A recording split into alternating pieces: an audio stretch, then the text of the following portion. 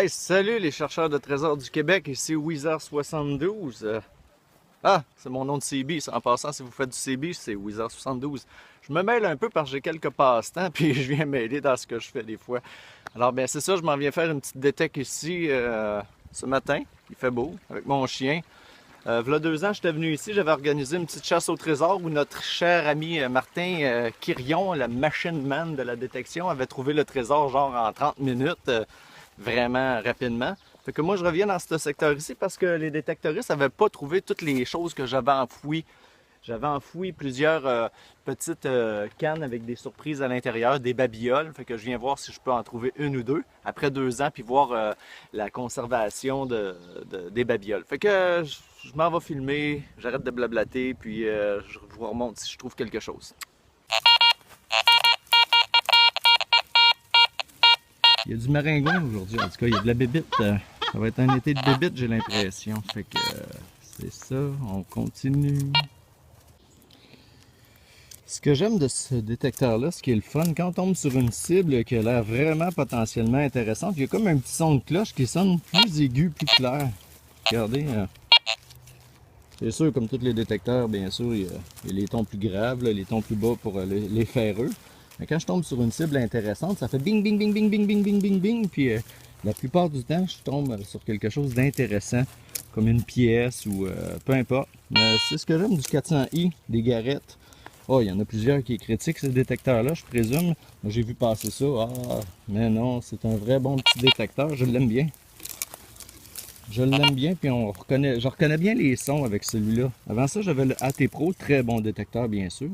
Mais des fois, quand c'est trop perfectionné... Oh, je viens de trouver quelque chose.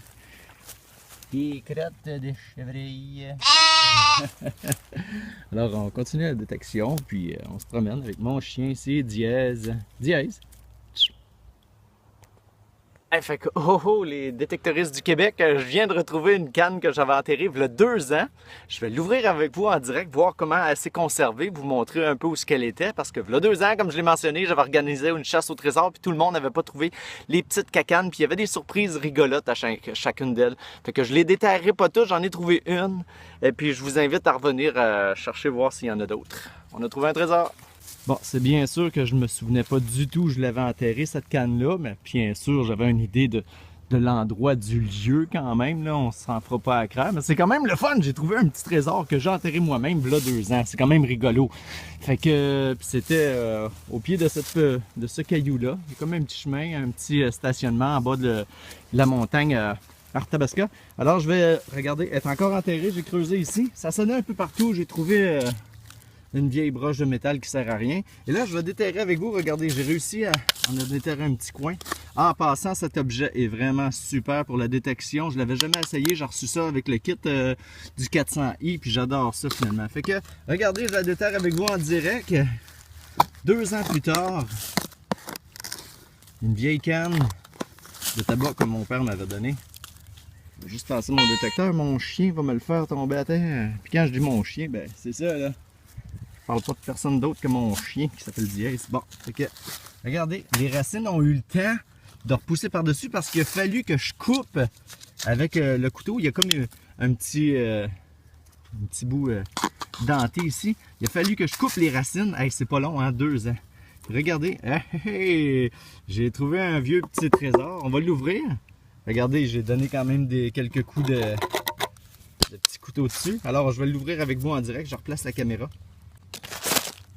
Alors, comme mentionné il y a un instant, je n'ai pas encore ouvert la petite cacane ici. Je vais l'ouvrir en direct avec vous. Regardez bien, j'ai trouvé un trésor. C'est quoi il y avait à l'intérieur de celle-là? Ah, regardez, Jonathan Wizard, bien sûr. Et il y avait quoi également? Une pièce d'or en chocolat. L'eau a rentré à l'intérieur de la canne. Il y a une pièce d'or. Hein? Pierre, mais on va voir si... Dièse, ici. Et on va voir si l'eau a rentré à travers le petit sac scellé. Effectivement, tout est trempe, hein, la vieille carte. Et une pièce était scellée dans un autre petit sac, puis elle a resté intacte. Fait que je l'ouvrirai tout à l'heure pour vous montrer, voir si le chocolat est mangeable 2 ans plus tard. Oh yeah, un petit trésor de moi-même. Bon, eh bien, j'ai décidé de changer de secteur parce que je peux pas aller trouver toutes les autres cacanes comme ça que j'avais enterrées parce que ça va être plate pour vous. Fait qu'il en reste peut-être, d'après moi, dans ce secteur-ci, environ 10 cannes. Parce que je pense que j'en avais fait une trentaine l'année passée. Fait qu'il en reste environ une dizaine à venir chercher dans ce petit secteur-ci. Je vais vous montrer où est le secteur. Bon, alors si vous voulez savoir c'est dans quel secteur qu'il reste encore des cannes, et je vais venir en enterrer d'autres finalement dans cette montagne-là, que mon père m'a donné environ une cinquantaine de cacanes. Puis je vais venir en enterrer un petit peu partout dans la montagne pour vous donner le plaisir de trouver quelque chose. Mais il va y avoir seulement des babioles à l'intérieur. Il peut y avoir un paquet de vis, il peut y avoir 25 cents, il peut y avoir 1 $, 5 $. Il peut y avoir de l'argent. Je vais même les filmer, les cannes, quand je vais les faire. Alors si vous voulez savoir, c'est là. C'est au pied du mont Arthabasca. Et puis, c'est dans ce secteur-là qu'il reste encore une dizaine de petites cannes à enterrer pour votre plaisir.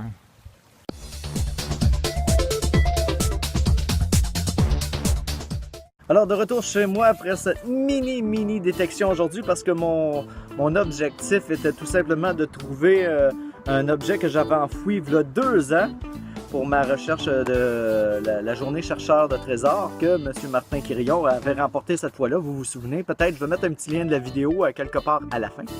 Et puis finalement j'ai retrouvé justement un des objets, une des petites cannes que j'avais enterrées. J'avais laissé ma carte à l'intérieur pour prouver que c'était vraiment moi qui les avais enterrées. Et également dans cette canne-là, parce que dans d'autres petites cannes, il y avait d'autres choses. Il y avait des Legos, il y avait des bébelles, des babioles. Je pense que j'avais mis des 5 $, des 1 $, des 2 $. Et dans celui-là, j'avais mis une pièce un peu comme que j'ai trouvé dans l'autre vidéo. Une petite pièce de 1 $ en or, en bonbons chocolat. 2 ans après avoir enfoui sous la terre, on va regarder, voir de quoi le chocolat a l'air. Le paquet est très bien scellé encore. On s'entend que ça a été sous la terre pendant 2 ans. Depuis la fameuse détection.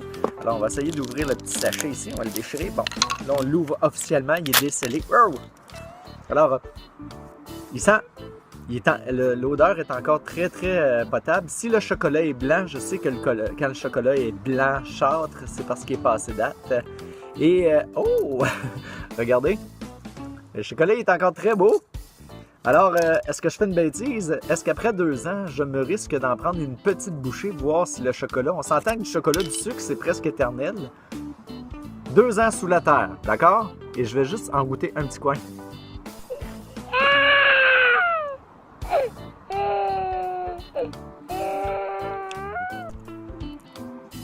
Après 2 ans, il est encore très bon. Très bon. Il est très bon. C'est étonnant. Je viens d'en manger de la moitié. Hey, 2 ans sous la terre puis je le mange. Ça veut dire les survivalistes. Il y a des survivalistes des fois qui écoutent les vidéos. Je peux vous dire un chocolat dans une petite canne sous la terre, bien scellé. Il est encore très bon. C'est vraiment dégueulasse. Je le mange pour de vrai. Et c'est pas une blague, je l'ai vraiment trouvé sous la terre. Je pourrais vous faire n'importe quelle blague, mais c'est pas une blague. 2 ans sous la terre, puis encore très bon. Un petit chocolat dans son enveloppe bien scellée, dans une petite canne à tabac que mon père m'avait donné. Fait qu'il y a d'autres petites cannes de même dans le secteur que je vous ai montré. Alors allez les chercher. Je vais aller en enterrer d'autres pour le plaisir, pour vous donner une chance au mont Arthabasca de trouver des petits trésors. Et il y a un autre endroit aussi que je vais aller enterrer. C'est une place qui s'appelle le parc La Terre des Jeunes à Victoriaville. Fait que, merci de me suivre toujours dans mes vidéos et c'est vraiment rigolo. 2 ans après, je le bouffe. Le petit chocolat ici, vous voyez. C'est vraiment vrai, je le mange pour de vrai. C'est stupide, mais je le mange. Salut! Bonne saison, les détectoristes.